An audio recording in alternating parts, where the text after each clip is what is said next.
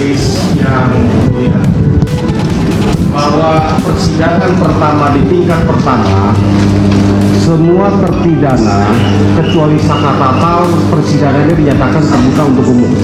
Sakinya minta skors untuk kemudian mempertimbangkan apakah akan sidangnya dilakukan tertutup atau terbuka. Karena tadi ada perdebatan antara tim pengacara sama sama majelis hakim memutuskan bahwa sidangnya dilakukan secara tertutup. Padahal Rivaldi di dakwaannya itu adalah pasal 340 KUH pidana pembunuhan berencana, nggak ada namanya asusila yang kemudian menjadi alasan untuk dilakukan persidangan secara tertutup. Sekali lagi skors, saya tadi melihat dengan jelas bagaimana ketua majelis hakim buka-buka handphone gitu ya. Nah, betul. Oh iya. Mungkin untuk kemudian berdiskusi dengan ketua pengadilan negeri Cirebon ya. Kita tunggu nanti hasilnya kayak gimana. Geger. Hakim terciduk sedang main HP saat sidang PK berlangsung. Wow, gila. Netizen Indonesia auto geram dan curiga. Kenapa Pak Hakim bisa main HP di saat sidang? Jangan-jangan ya nggak? Jangan-jangan lagi ada apa gitu ya. Nah guys, siapa? Ini dia. Let's go. Bismillahirrahmanirrahim. Halo guys, assalamualaikum warahmatullahi wabarakatuh. Jumpa lagi bersama kami di Marola Channel. Guys, wow, geger. Hakim terciduk sedang main HP saat sidang PK berlangsung. Wow, gila. Netizen Indonesia auto geram dan curiga. Kenapa Pak Hakim bisa main HP di saat sidang? Jangan-jangan ya nggak? Jangan-jangan lagi ada apa gitu ya. Nah guys, siapa? Ini dia. Let's go. Ini aneh banget, majelis hakimnya minta skors untuk kemudian mempertimbangkan apakah akan sidangnya dilakukan tertutup atau terbuka.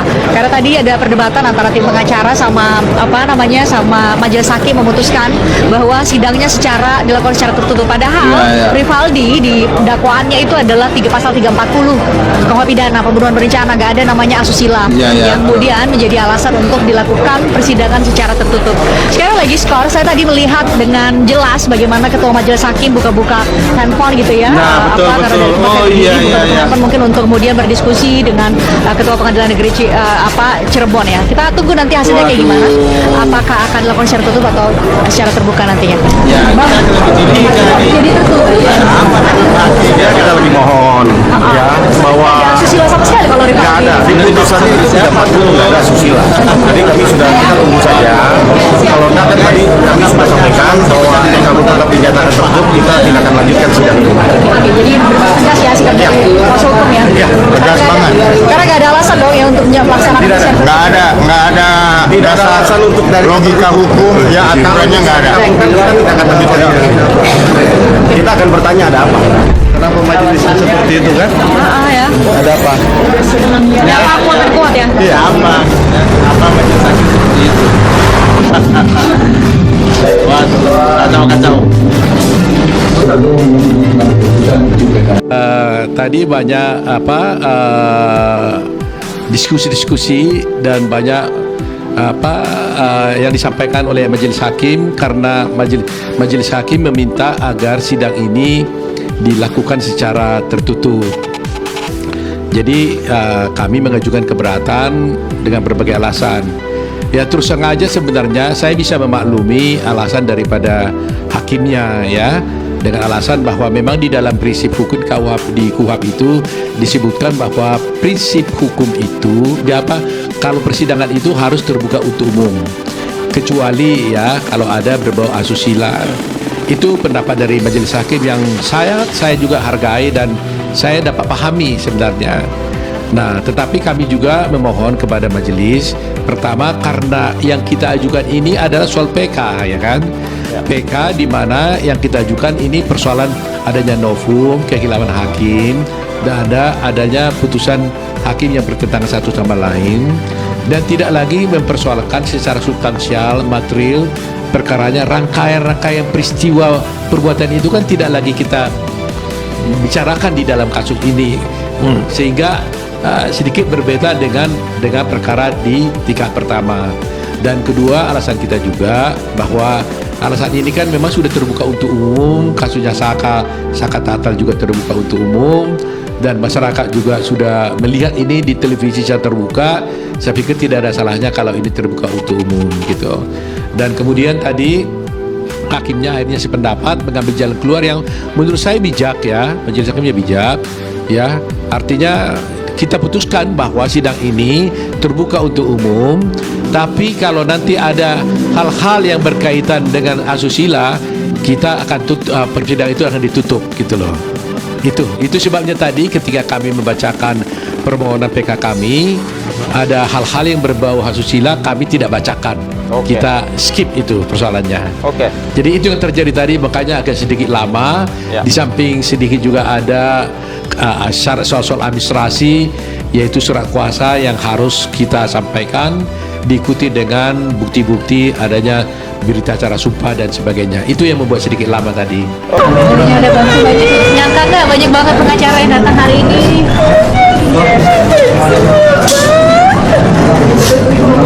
Kacau. Sekali lagi Ibu. Saya benar-benar Pak Dedi juga kaget. Kenapa saya Pak Dedi yang alhamdulillah semuanya ketemu semua. Tadi ikuti sidang tadi semangat ya. Semangat semua dong. Tadi banyak banget sidangnya pertama kali keluar dari lapas. Tadi pertama kali itu lagi sidangnya. Beda nggak sama yang tahun 2016 lalu sidangnya? Beda. Apa bedanya? Dulu mencekam. Dulu mencekam. Gimana mencekamnya? Sampai gimana? Ya benar. Mencekam gimana? Dulu mencekam. Sekarang udah bisa terbuka semua, saya juga bisa hadir, teman-teman media juga bisa hadir ya. Ya, terima kasih nih. Gimana tadi udah itu beda banget. Di sini dicerita dulu lah, cerita dulu lah.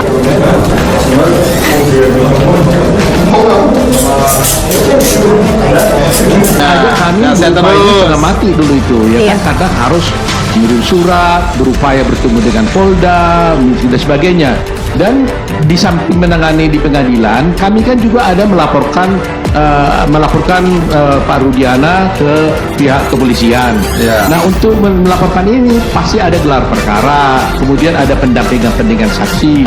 Jadi dan itu terjadi, ada yang di Mabes, ada juga yang di Polda Jawa Barat, mungkin ada yang di Cirebon. Jadi butuh sekali banyak orang gitu loh. Bayangkan kalau 7 kalau 15 aja sudah 105 lebih gitu kan. Iya. Dan itu tidak cukup kalau jumlah itu. Bayangkan ada yang pemeriksaan di Polda, ada yang bersamaan di Mabes Polri umpamanya. Nah, jadi kan harus ada tim yang khusus mendampingi itu. Nah, disitulah sebabnya saya merasa senang sekali, saya memuji dan berterima kasih kepada tim-tim hukum yang 115 ini. Karena semua ini mereka ini tidak dibayar, itu pro bono ya. Mereka melakukan pembelaan ini secara pro bono.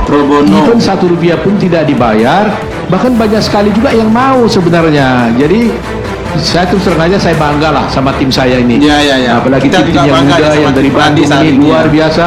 Mereka kerja mulai pagi sampai malam, berhari-hari, bukan berhari lagi, udah berbulan kali. Berbulan, ya, betul. Nah, coba lagi nanti ini perkara kita ini. Beruntung kali ini kita sidangnya ini yang 6 orang ini digabung nih, Iya. Mbak ya. 6 orang ini digabung. Nah, coba kalau satu-satu 7 orang ini sidangnya bagaimana itu, saksi, ahli. Nah, ini pun kita nanti akan kewalahan juga ya, bukan kewalahan, akan kerja keras lagi.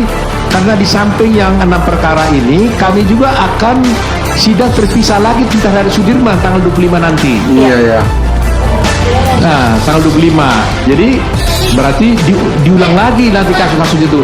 Ahlinya dipanggil lagi, saksinya Iya, dipanggil iya. lagi. Iya, Nah, betul. kalau ahli dan saksi kita 49 kali 2 itu sudah hampir 98 orang, Baik. ya kan?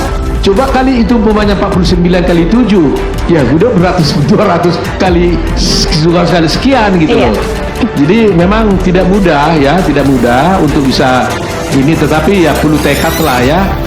Karena kita selalu berbahagia, dalam arti bukan berbahagia, kita selalu tidak pernah lelah membela orang yang terjolimi meskipun tidak mendapat bayaran Rp1 pun.